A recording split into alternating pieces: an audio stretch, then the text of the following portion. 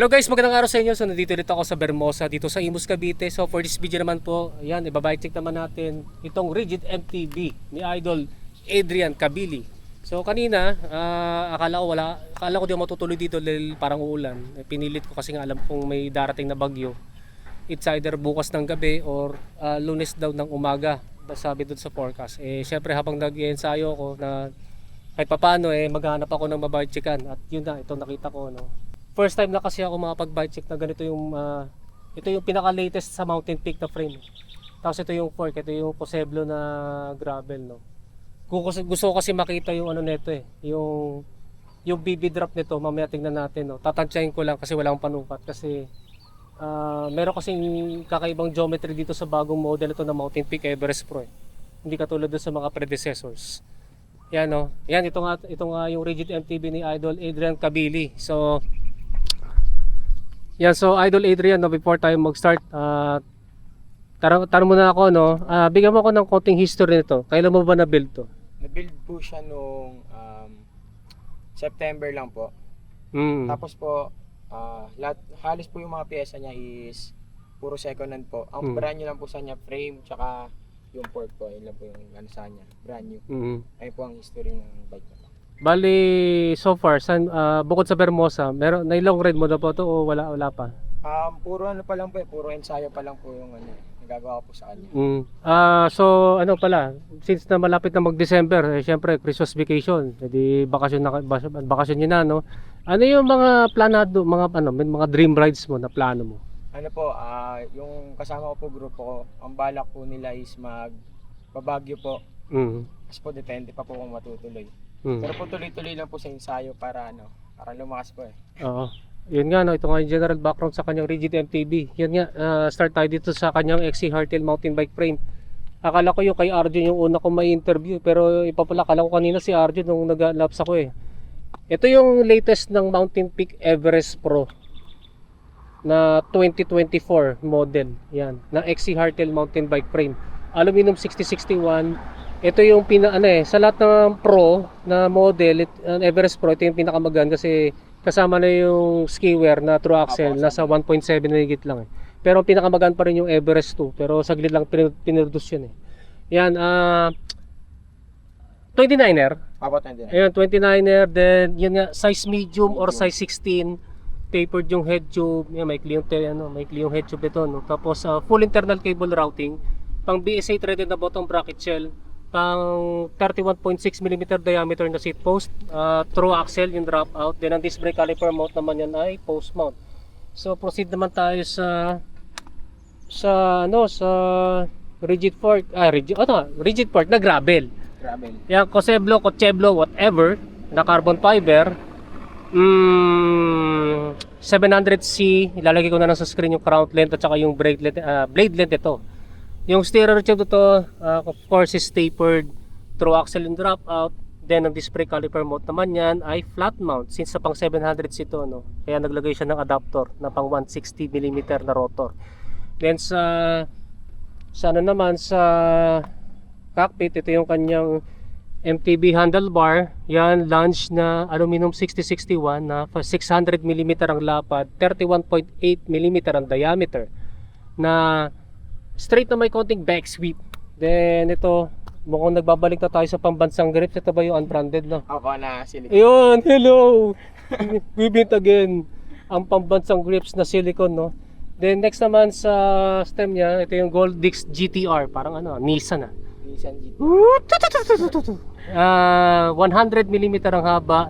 Negative 17 degree ang angle. Estimated ko lang yun, no? Kasi walang nakalagay. Then next naman, tingin na motor.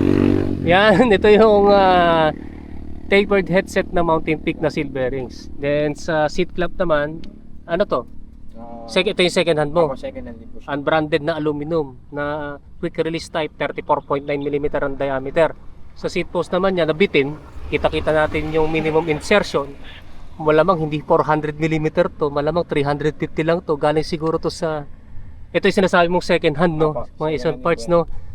Yan, walang brand kasi nga second hand. Yan, 31.6mm ang diameter, zero setback na may dual bore clamping system, magpalit ka na ng ano, magpalit ka na ng 400 kasi Bitin. malamang hanggang dito na lang yan.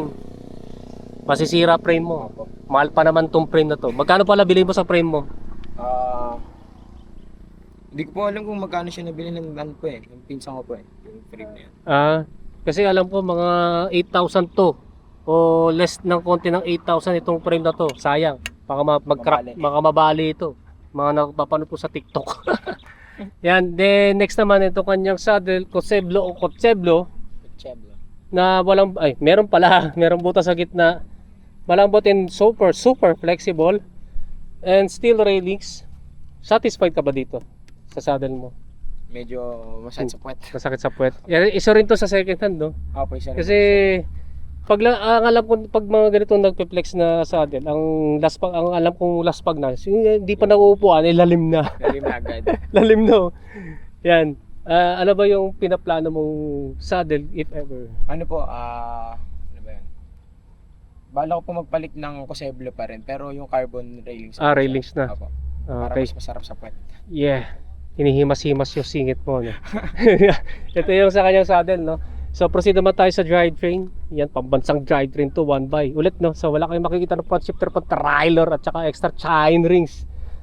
Yan, sa shifter, shifter Shimano Diore M4100 na 10 speed. Then ito naman kanyang MTB crank. Tumutunog din tuhod ko. Goldix Goldix tuloy. Hasins pala.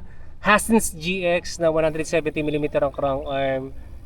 104 BCD. Pang purpose build na pang 2x. Bali 104 BCD sa malaking chainring, then 64 BCD yan para sa granny ring.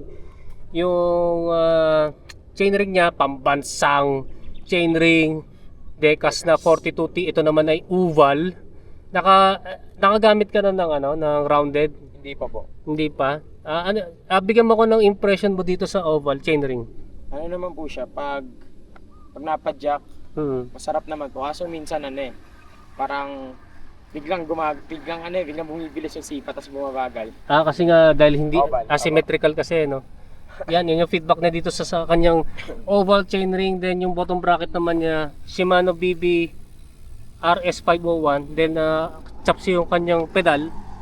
Yan, yan magkaiba. Sagbit daw ito na carbon, ala carbon. Yan, carbon.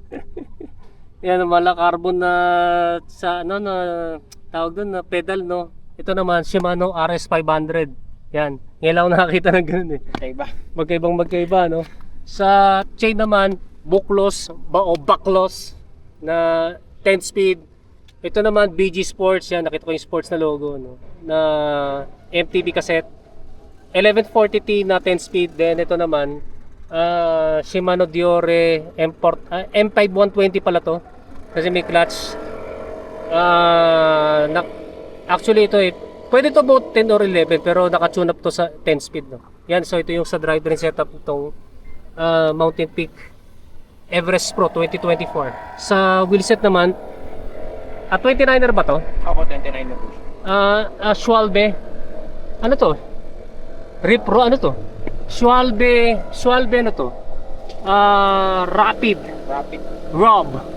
ROB yata pagkabasa dito, no? Opo, 29 by ano po to? 29 by 2.1. Yan. Ano to? Foldable o wire bead? Foldable po siya. Foldable na to, no? Opo.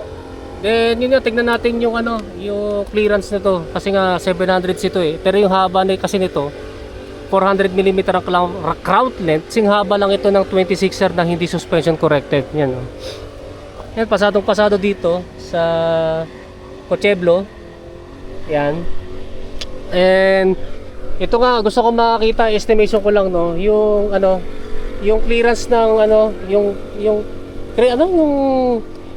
crank arm tip to ground clearance kasi mababa yung BB drop nito eh. Naku po yung sniper mo. Tigas eh. Hawakan mo nga pare. Yan ko lang sa ayan, medyo tingin ko medyo mababa kasi ang estimate ang ano ko ang sukat kasi nasukat ko na to dati. Ang papasa dapat dito diyan, yung katulad sa road bike na 75 to 80 mm ang crank arm tip to ground clearance. Ito kasi parang wala pa.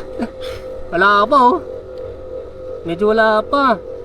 Pero so far hindi ka pa naman nagkakaroon ng pedal strike dito. Hindi pa naman po. Hindi pa naman no.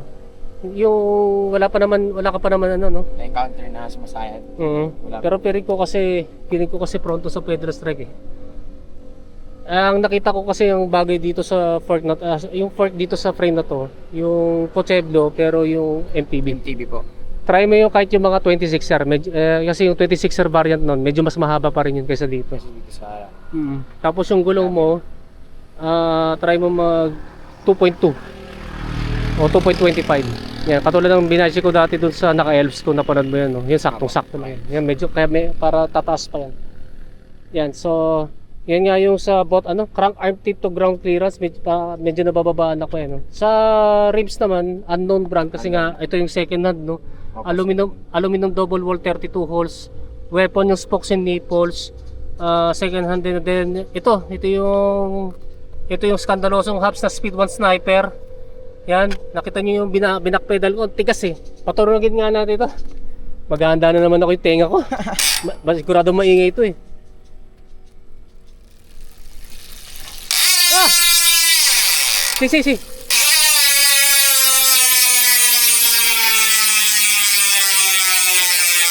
Try mo na, hindi ko na kaya. Yan yung tunog niya, no? Ano to, naka-power spring? Ako na power steering. Kaya pala eh. Pero kahit na hindi naka-power spring, maingay pa rin. Yan yung tulog niya, no? Sakit sa tinga. Last na lang sa rotors niya. Ay, sa brake set, no? Yan, pambansang brake set, Shimano MT200. Hydraulic brakes and dual piston. Then last na lang sa kanyang rotors. Yan, tinignan ko kanina to. Ragusa R200 na 160mm ang diameter, harap tsaka likuran. Parehas na Tex Titan Bolt type disc brake rotors. Yan, okay na. Ano na lang, idol, magkano yung total cost nito? Estimated lang. 30 po. Pwede 30 mil. No? Yan, so ito nga guys, ito nga yung Mountain Peak Everest Pro 2024 Rigid MTB ni Idol Adrian, no? Yan. Hulog ng langit to eh, kasi nung hinahanap ko siya, pumunta rin siya doon sa may hagdanan eh. Kala ko mapapalayo pa ako ng ikot. Bala ko sana umikot pa para hanapin kita eh, kasi nakita ko tong nakita ko to eh. Akala ko nga si Arjun eh, no. Yan, so maraming salamat idol. Yan guys, maraming salamat sa inyong panonood. Don't forget to subscribe sa aking channel, click na lang case button totally not yo. Yan guys, maraming salamat sa inyo and rise po sa inyo.